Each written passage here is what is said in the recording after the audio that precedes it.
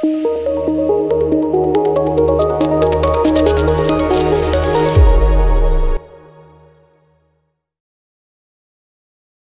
हज़रात, इससे पहले कि मैं वीडियो का आगाज़ करूं, आपसे गुजारिश है कि पेज 2 विद सोहेल मेहदी को सब्सक्राइब करें, लाइक करें और बेल आइकॉन को ज़रूर दबाएं। आज की हमारी वीडियो जो है वो इमरान ख़ान के कुछ दिन पहले एक ट्वीट के हवाले से है। इमरान ने और इसका बड़ा इलेक्ट्रॉनिक मीडिया पे और सोशल मीडिया पे, ट्विटर पे इसका बड़ा इस पे गुफ्तगू हुई और लोगों ने इस पे प्रोग्राम्स किए। नॉर्मली तो मैं इमरान के जो बयानात हैं उनको संजीदा नहीं लेता, क्योंकि वो अपने किसी बयान पे खड़ा नहीं होता, तब्दील करता रहता है। लेकिन क्योंकि उस पर गुफ्तगू बहुत ज़्यादा हुई तो फिर मैंने सोचा कि इसको देखा जाए कि क्या है। तो मैंने उसका टेक्स्ट जो पढ़ा तो उसमें एक दो बातें ऐसी थीं जो मेरा ख़्याल था कि उस पर बात की जाए। मैं जो पॉइंट्स हैं वो आपसे शेयर कर देता हूँ और फिर जिस पे हम बात करेंगे उस टॉपिक पे उसकी भी निशानदेही आखिर में मैं कर दूँगा। इमरान ने अपने ट्वीट में ये कहा कि जनरल आसिम मुनीर को ताकत की भूख है, पाकिस्तान में आमरीत है, मैं माफ़ी नहीं मांगूंगा बल्कि जनरल आसिम मुनीर को मुझसे माफ़ी मांगनी चाहिए। 9 मई CCTV की जो रिकॉर्डिंग है, जिन्होंने गायब की है उन्होंने 9 मई किया है। मेरे जो अज़ीज़ हैं, मेरे रिश्तेदार हैं, उनको तंग किया जा रहा है, उनको गिरफ़्तार किया जा रहा है, कैद किया जा रहा है। मैं और बुशरा पिछले चंद महीनों से कैद तन्हाई गुजार रहे हैं। एक इस्टेब्लिशमेंट का एक नुमाइंदा है, वाडा, फैसल वाडा मेरे ख्याल है, उसने एक बयान दिया है कि बुशरा जो है मुझसे अलहदगी इख्तियार कर लेंगी, लेकिन बुशरा मेरे साथ है, आज तक खड़ी है और कैद वबंद जो है मेरे साथ बर्दाश्त कर रही हैं। फिर इमरान ख़ान ने यह कहा कि ये लोग खा मेरे अज़ीज़ों को कितना जुल्म करें, कैद में डालें, लेकिन मैं इनके आगे नहीं झुकूँगा। इमरान ने इसी ट्वीट में ये कहा कि क्रिमिनल्स को जो है वो पावर दे दी है। ISI ने मुझे इनकी मनी लॉन्ड्रिंग की फाइल्स दिखाई और आज इनको पावर, ये लोग पावर में हैं। उसका कहना था कि मीडिया खामोश है और जो अदलिया है वो तबाह हो चुकी है। जजेस के बारे में कहा कि वो जो हैं मुजरिम हैं, बेज़मीर हैं और उनकी वजह से ये जो जुल्म का निज़ाम है वो कायम है। फिर उसने जो अफ़गान पॉलिसी है, जो अफ़गानियों को यहाँ से निकाला जा रहा है, उस पे कहा कि मैं बड़ा शर्मिंदा हूँ, उनके साथ ये बड़ी ज़्यादती कर रहे हैं। फिर इसके अलावा ये भी कहा कि जो KPK में हो रहा है ऑपरेशन, उसकी मज़म्मत की और कहा कि ये नहीं होना चाहिए। इसके अलावा आखिर में ये कहा कि हम ज़िमनी इलेक्शन नहीं लड़ेंगे, जो 9 मई के हवाले से जो सीटें MNA और MPs की खाली हुई हैं, जिनको सज़ा दी गई है अदालतों के ज़रिए, तो हम उसका बाइकआउट करेंगे, हम ज़िमनी इलेक्शन नहीं लड़ेंगे। ये वो नुकात हैं जो उस ट्वीट में किया गया। आलमोस्ट ये पुरानी बातें हैं, इसमें कोई नई बात नहीं है। ये सिर्फ शायद ये है कि ये मुख्तलिफ़ टाइम पे कहा है इमरान ने, अब यकजा एक स्क्रिप्ट में ये लिख दी गई, तो इसकी वजह से शायद लोगों ने उसकी कोई शिद्दत जो है वो महसूस की।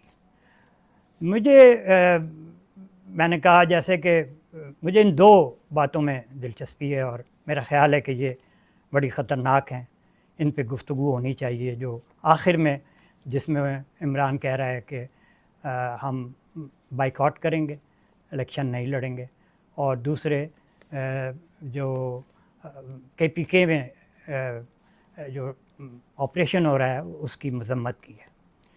ये दोनों वैसे इंटरलिंक्ड है।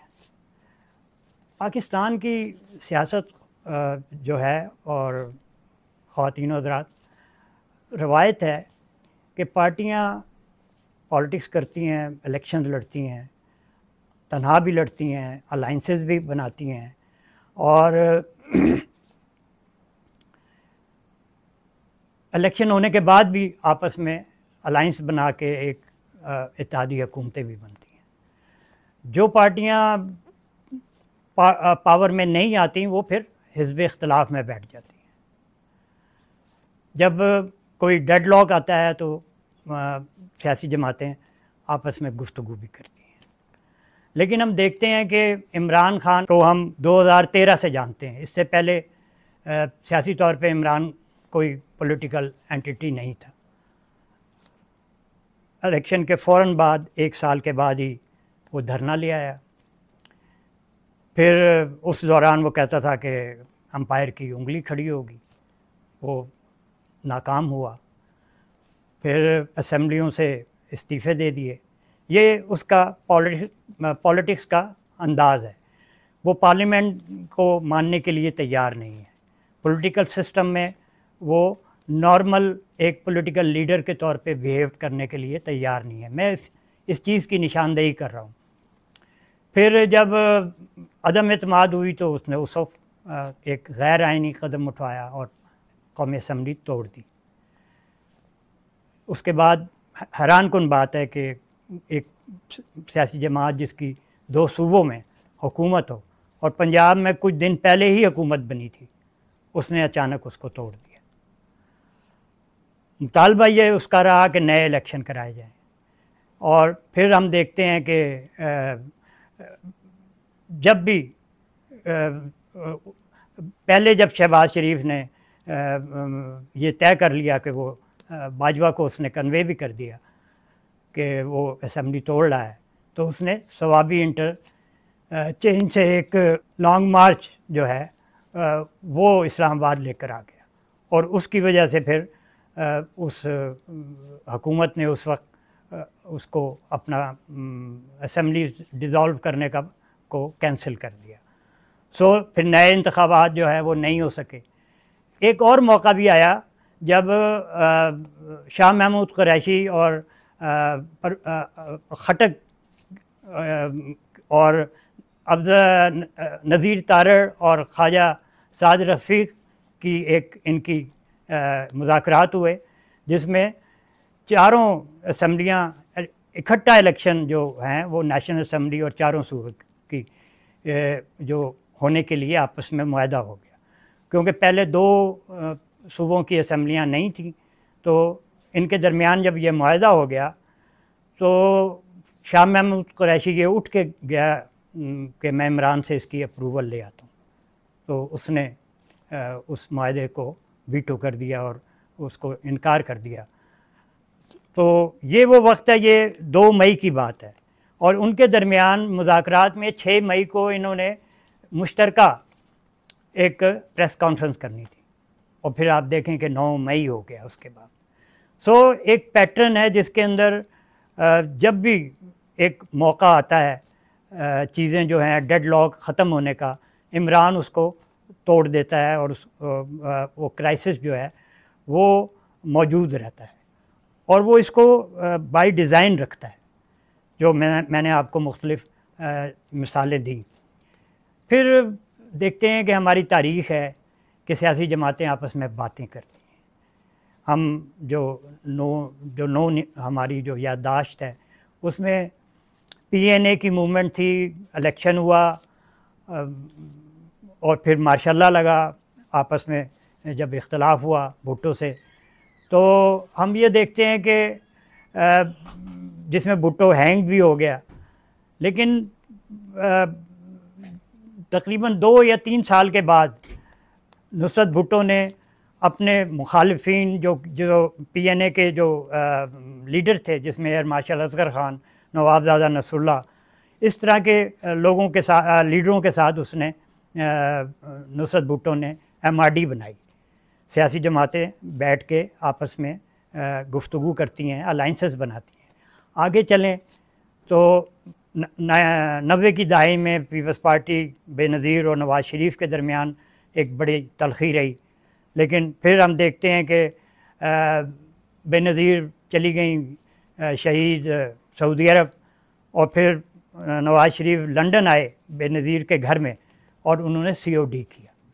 तो सियासी जमातें जो है, जब क्राइसिस आ जाता है, डेडलॉक होता है, तो आपस में गुफ्तगू करती हैं, लेकिन इमरान सियासी जमातों से बात करना नहीं चाहता और वो ये कहता है कि मैं इस्टेब्लिशमेंट से बात करूँगा। तो ये एक रवैया है मेरा, जो पॉइंट आउट मैं कर रहा हूँ कि इसका एक बाय डिज़ाइन जो है एक रवैया है कि ये पॉलिटिकल सिस्टम को जो डेडलॉक हो इसको ख़त्म नहीं करता। फिर इसने एक जो दूसरा बयान दिया कि जो ऑपरेशन के ख़िलाफ़ KPK में उसकी मजम्मत की और ये कहा कि ये ड्रोन अटैक्स और ये जो वहाँ ऑपरेशन है इसको बंद किया जाए। अब आप देखें कि ये किन के ख़िलाफ़ हो रहा है। ये वो दहशतगर्द हैं जिन्होंने हमारे 80,000 लोग मार दिए, शहरी और जवान और ऑफिसर्स। ये वो TTP है जिसको इंडिया जो है वो स्पॉन्सर कर रहा है। ये वो TTP है जिसके अलकायदा के साथ ताल्लुकात हैं और दाइश के साथ ताल्लुकात हैं, और इनकी पाकिस्तानी रियासत से डिमांड क्या है। ये कहते हैं कि ये वो इलाके जो इस वक्त जो पहले फाटा थे और अब मर्ज हो गए, इसकी हैसियत को ख़त्म करो और ये इलाके जो हैं हमारे हवाले करो, और यहाँ हम अपनी मर्ज़ी और फ़हम की शरीयत जो है, जिसको वो शरीयत कहते हैं, वो हम नाफिज करेंगे। और यहाँ पाकिस्तान का कानून नहीं होगा, कोई सुप्रीम कोर्ट की अमलदारी नहीं होगी और ना ही हाई कोर्ट की। इमरान खान उनकी हिमायत करता है। वो कहता है कि इनके साथ जो है वो ये उनको रास्ता दो। सो एक इंडियन बैग दहशतगर्द तंजीम जिसको अब दुनिया भी कहने लगी है, इमरान खान उसकी बरमला हिमायत करता है। तो मेरा जो नुक्ता है वो ये कहना है कि इमरान एक नॉर्मल पॉलिटिकल लीडर नहीं है। ये एक पाकिस्तान में एक गैंग है, ये उसका एक अहम रुकन है। आप जनरल पाशा, ज़हीरुल इस्लाम और फिर आप जानते हैं फैज़ हमीद, ये 3 लोगों को तो हम जानते हैं, लेकिन इसके अलावा बहुत सारे जर्नल्स हैं, फ़ौजी जो रिटायर्ड लोग हैं, ये उसका हिस्सा है। ये एक माइंड सेट है जो इनका मकसद इस मुल्क में कोई पॉलिटिकल निज़ाम को स्टेबल करना नहीं है। ये बुनियादी तौर पे GHQ पे काबिज़ होना चाहते हैं। तो ये एक ख़तरनाक बात है, हमें इसको रोकना होगा और हमें इस पे गौर करना होगा और इसकी हमें इंक्वायरी करनी चाहिए, हमें इसकी छानबीन करनी चाहिए कि ये कौन लोग हैं, इनके अज़ाइम क्या हैं, और पाकिस्तान को इनसे और पाकिस्तान के अवाम को इनसे ख़तरा लाक है। तो इसके लिए मेरा ख़्याल है कि हमें अलर्ट रहना चाहिए और हमें इसका पहरा देना चाहिए। बहुत बहुत शुक्रिया।